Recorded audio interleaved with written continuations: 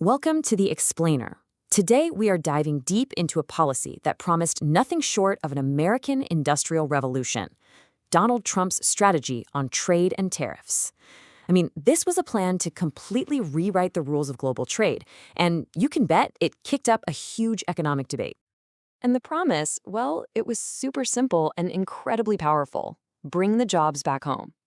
The whole strategy was to use tariffs, taxes on foreign goods, to make imports way more expensive. The idea was that this would push companies to shut down their factories overseas and fire them back up right here in the US. But there's always another side of the coin, right? A potential cost. Economic models, like one from the Tax Foundation, figure that these exact same policies could end up feeling like a $1,588 tax hike for the average American household by 2026. And that's really the core tension we're going to explore today: the promise versus the price. So you got to ask, why? Why make such a radical break from the way the U.S. has done trade for decades? Well, the answer is that the administration didn't just see tariffs as a tax. They saw them as this powerful, kind of all-in-one tool, like a Swiss Army knife, to fix a bunch of big problems all at once.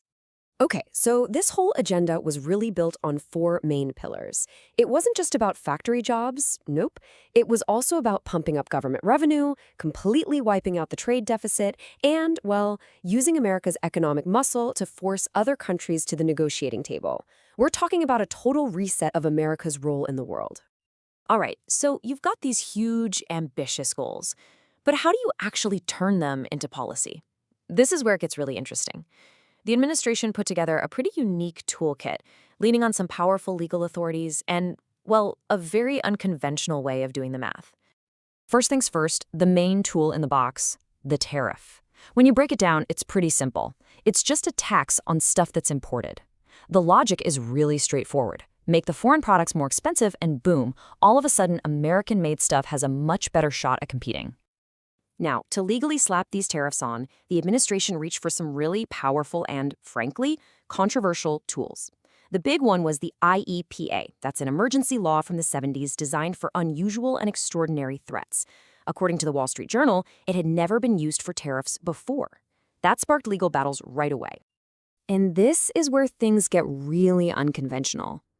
To figure out the tariff rate for a specific country, the administration used a brand new formula. They just took the trade deficit with that country and divided it by the total value of its imports. That's it. To economists, this formula was just baffling. As experts told CNBC, it wasn't based on any kind of standard economic theory you'd learn in school.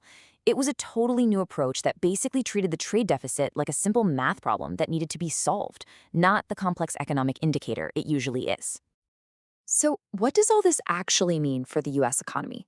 For jobs, for the money in our wallets? Okay, let's take a look at what some of the most detailed economic models are projecting. According to the Penn Wharton budget model, the long-term hit to the entire economy could be a 6.3% drop in our gross domestic product, or GDP, and for a national economy, that is a major, major contraction. And when the whole economy shrinks, our paychecks tend to feel it. The same model projects that average wages would fall right alongside it, dropping by about 5.8% in the long run. So what does that actually feel like for a family? Well, the model projects it can add up to a lifetime loss of over $22,000 in earnings and buying power for a typical middle-income household. That's a big deal. And to really put that economic drag into perspective, the Penn Wharton model did this startling comparison.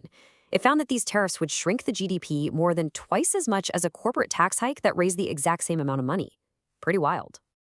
But here's the thing. Maybe the biggest challenge to this whole policy comes from the inside. It turns out that some of its biggest goals seem to directly contradict each other. It creates these economic paradoxes. Okay, let's start with manufacturing. The goal is to boost U.S. factories. Makes sense. But here's the catch. As PBS NewsHour pointed out, about half of everything America imports are parts and materials used by those exact same factories. So the very policy designed to protect them also drives up their costs. And then you've got the revenue paradox. This one's a doozy. One goal is to raise trillions of dollars from tariffs on imports. The other goal is to get those imports to stop. You just can't do both. If the tariffs are 100% successful at stopping imports, the revenue they generate drops to zero. So all of this really leaves the policy at a fundamental crossroads. It's a really bold attempt to completely shake up the global trade system, but it's pinned between its own conflicting goals and some pretty serious projected economic headwinds. In the end, this policy is really a story of a clash between these revolutionary goals and some pretty sobering economic analysis. And it leaves all of us with a question that's going to define the coming years. What is the price of an economic revolution? And who, ultimately, is asked to pay it?